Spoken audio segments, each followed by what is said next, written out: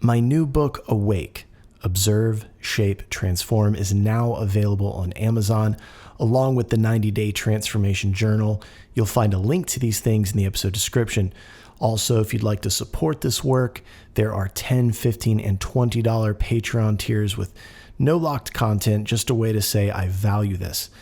You can also visit the site and check out the growing merch store, shirts, tanks, hats, and learn about one-on-one sessions with me by clicking the About button.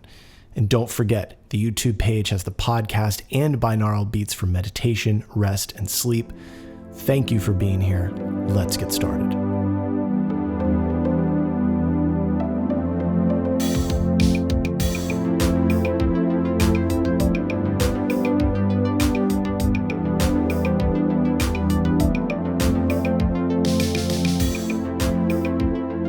Welcome to the Infinite Spark of Being podcast. My name is Keith Welsh, and today we're going to talk about a man that I've briefly covered in the past named Rudolf Steiner, the philosopher, esotericist, clairvoyant, and the founder of what eventually became known as Anthroposophy. Now, I did an episode that included him but did not focus on him specifically, but I feel that he's important enough to the spiritual landscape that he definitely needs an entire episode because whether you know it or not, he has influenced your spiritual perspective in this country. And the deeper we get into the topic of UFOs, if you're paying attention, you see that ufology and what Steiner talked about begin to touch.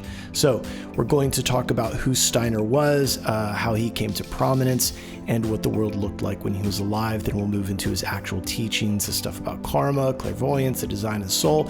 And yes, we'll run through some of his books, because the man wrote more books than most of us have read in our lifetimes. But my goal here isn't just tell you about Rudolf Steiner. My goal is to show you how his vision of the spirit world can actually apply to you in your life right now.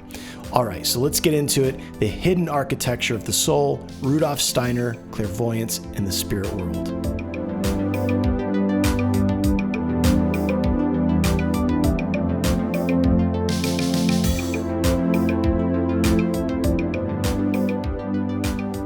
Rudolf Steiner was born in 1861 in what is now Croatia.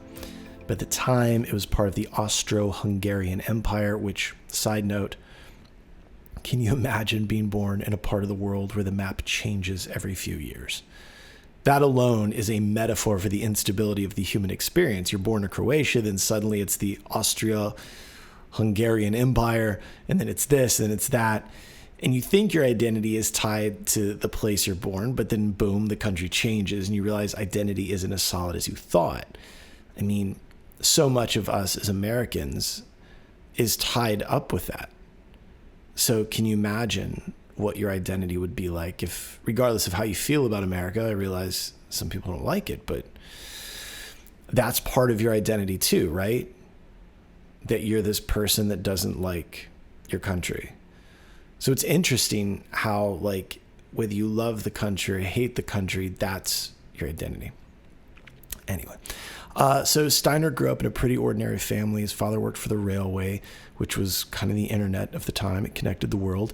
And Steiner, from a very young age, claimed he had clairvoyant experiences. He talked about seeing spiritual beings or perceiving realities that weren't available to the five senses. Now, if that makes you roll your eyes, remember, we talked about this 2 episodes ago. At the time, the late 19th century, people were really into this stuff. Spiritualism, seances, table rapping, theosophy, it was all exploding. But Steiner wasn't just a mystic. He was a serious intellectual. He studied philosophy, science, and mathematics. He edited Goethe's scientific works. Yes, Goethe, the famous German writer who also happened to dabble in science. Steiner basically had one foot in the rational academic world and one foot in the mystical, and that's what makes him interesting. He's not just another mystic pulling visions out of the ether. He's someone who tried to bridge the gap between science and spirituality, but then again, back then, they weren't that far apart, science and mysticism. People forget or don't know or purposely are taught that they're different. I mean, Sir Isaac Newton, he was an alchemist. The father of Russian rocketry, Konstantin Tsiolkovsky, was a Christian mystic who believed that he was harnessing non-human intelligence to perform his work.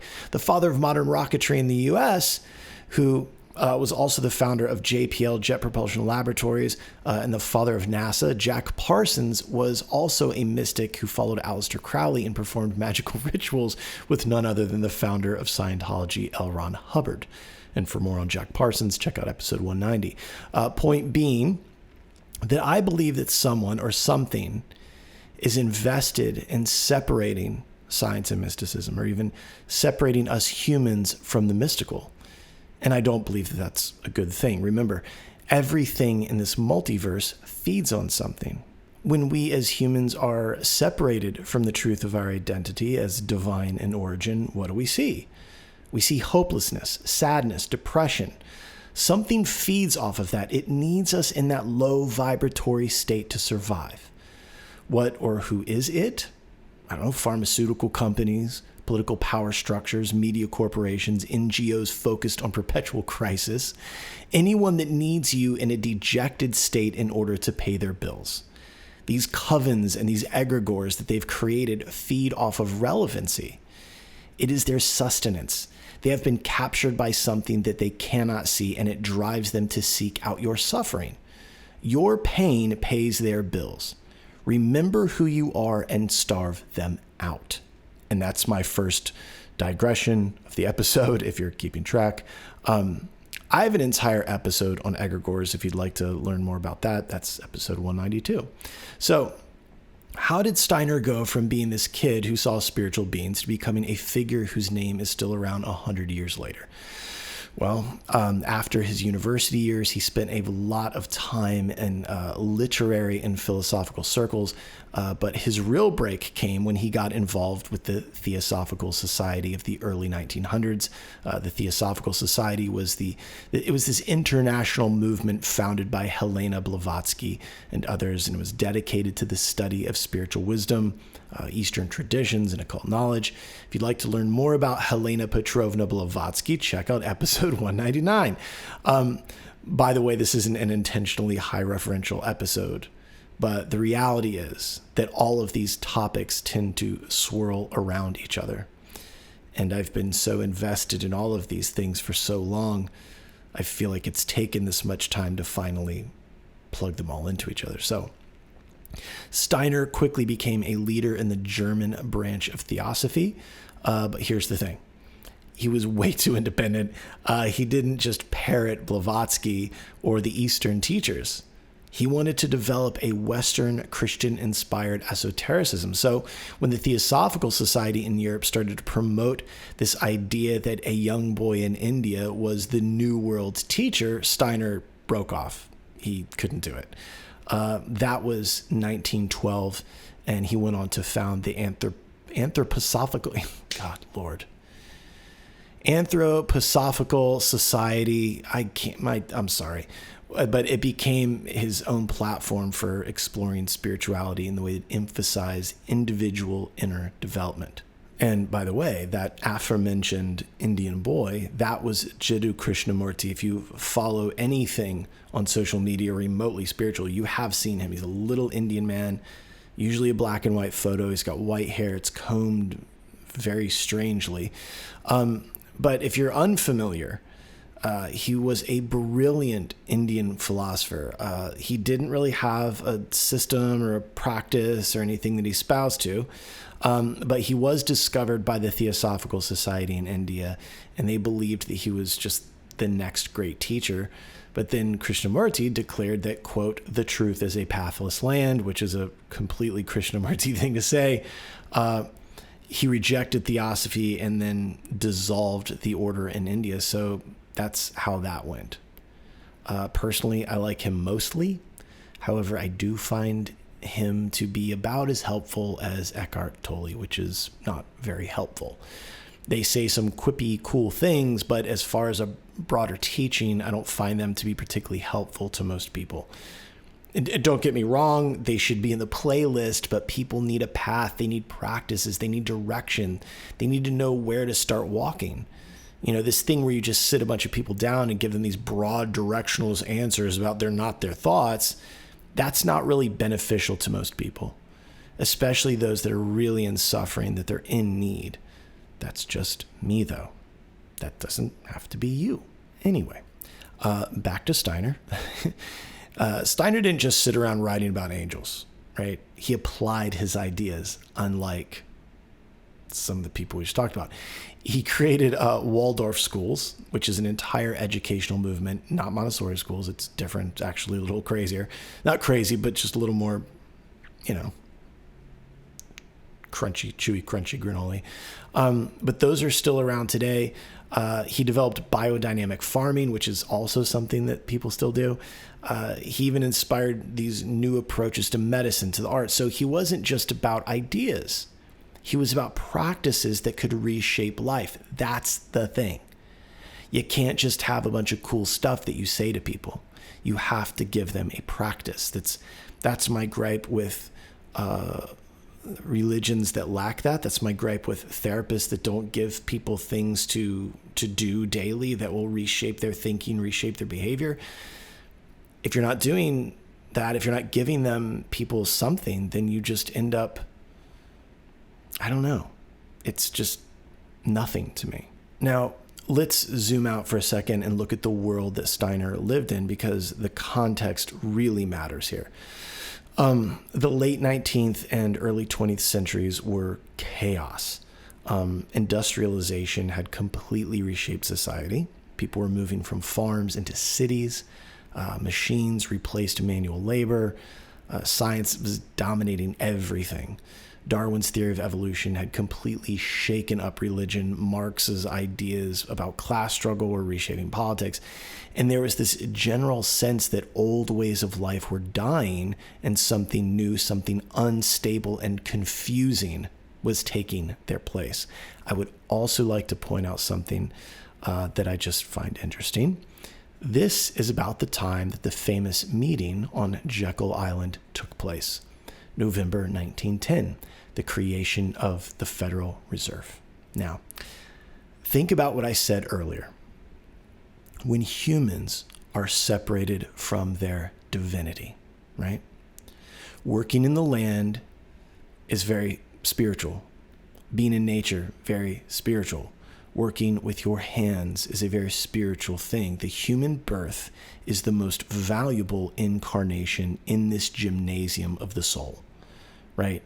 It is a highly spiritual experience. The body is the temple. Now, the desires or the greed, whichever you prefer, of a few folks at the top removed the majority of us humans out of our element and put us into these industrialized and unnatural settings where we could be more useful to the investors, to the shareholders. As that happened, life became more expensive in the city. So we had to work more. And the big gold carrot on the stick, well, if you just work harder, you could have what the power structure has. You could go to the same parties. I often imagine that we're all running on this treadmill towards a carrot on a stick. And the treadmill powers a machine that prints money for the powers that be. And if the powers that be want more money, they just simply bring the carrot a little closer. And that gives us the illusion of having made some ground towards this carrot, which pushes some of us to run harder and faster. And in turn, that creates more wealth for the families at the top. So, spiritually, at this time in history, people were hungry, and literally hungry. Traditional Christianity felt stale to a lot of folks. Science didn't provide any meaning, right? And that's why movements like spiritualism, theosophy, and later anthroposophy became so popular. People wanted a worldview that could bridge the gap between hard science and inner experience. And that's where Steiner kind of stepped into that void. And then you had World War I. Millions of dead, Europe in ruins. Steiner was right in the middle of that cultural upheaval. He saw the violence, the disintegration of society, and he believed that spiritual renewal was the only way forward, which, by the way, is something that we can relate to. Look around today. Confusion about identity, political chaos, wars that feel like things are collapsing for some folks. Steiner's era wasn't that different. The question then and now is, how do we respond to the chaos? Do we just numb out? Or do we engage in spiritual practice that helps us see the deeper design behind the madness? So let's talk about Steiner's actual point of view, because this is where things become very interesting to me. At the core of his teachings is the idea that the human being, like in the Vedic understanding, is more than just a body. We're a physical body, yes, but we're also an etheric body. An astral body and an ego, or quote unquote I.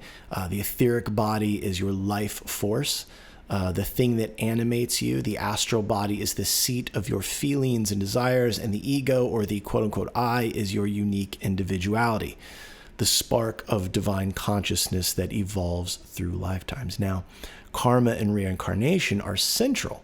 Steiner believed that our lives weren't random. The difficulties we face, the talents we have, the people we meet, they're all connected to choices made in past lives, not as punishment, but as opportunities for growth. Karma, for Steiner, isn't about judgment, as I've told you.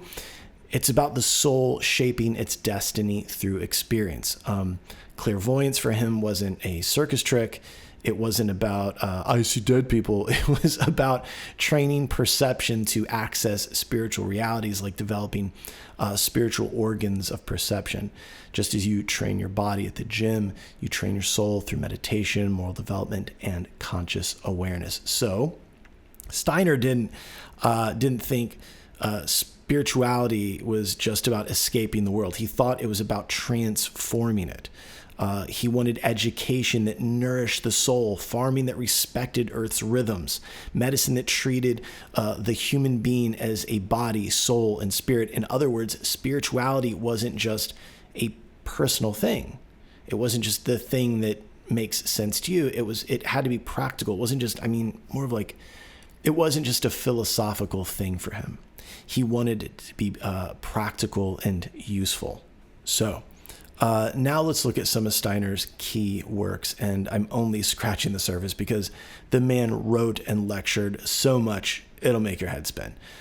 First, The Philosophy of Freedom, which was written in 1894. This is kind of his early philosophical work that explores human freedom and individuality. And then there is Knowledge of the Higher Worlds, written in 1904. This one is basically a manual for spiritual development.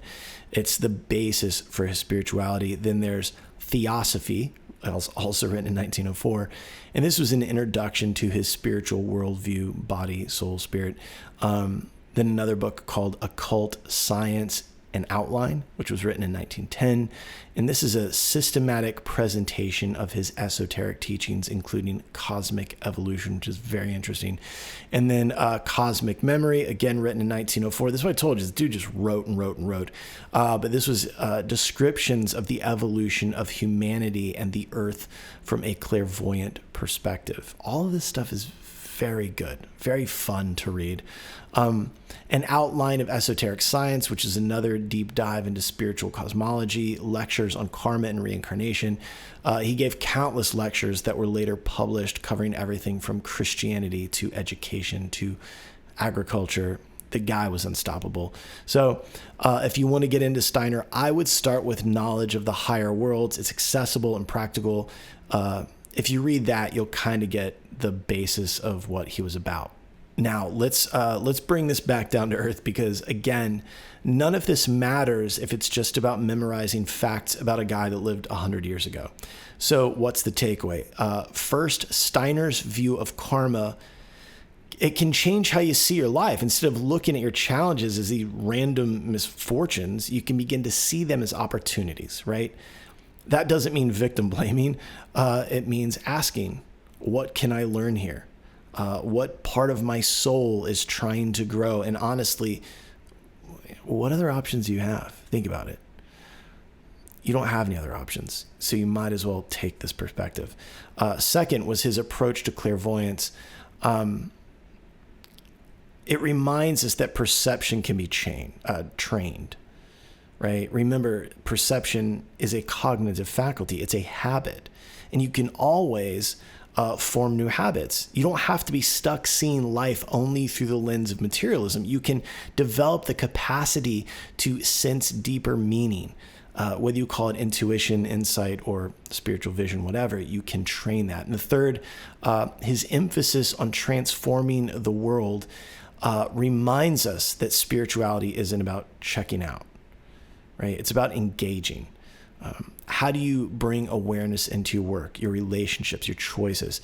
How do you farm, teach, create, and heal in ways that acknowledge the body, the soul, and the spirit? And finally, Steiner's whole life was an example of not just accepting the cultural chaos of his time, but responding to it creatively. That's something we need right now because the world is unstable. Yes, but so what? It has always been unstable. The condition, that's the incarnation. That's it. Your job, my job, is to bring clarity and compassion into it, the world, right? Do something other than sit there and bitch about it. So to wrap this up, Rudolf Steiner was a bridge builder. He was a man who tried to connect science and spirit, reason and mysticism, personal growth, social renewal. He lived in a chaotic world just like we do, maybe even more so.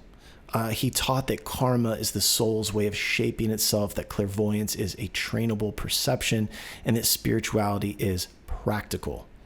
It's about how we live. And if you want to honor his work, don't just memorize his ideas, live them.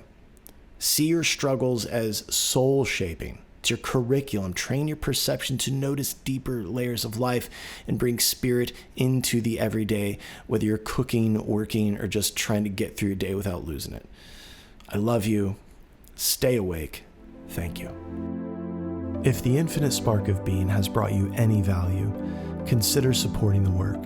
And you can do that by checking out Awake and the 90-Day Transformation Journal, both now available on Amazon. The links are in the description. If you want to support this work on a monthly basis, there are $10, $15, and $20 Patreon tiers that have no locked content yet, just support.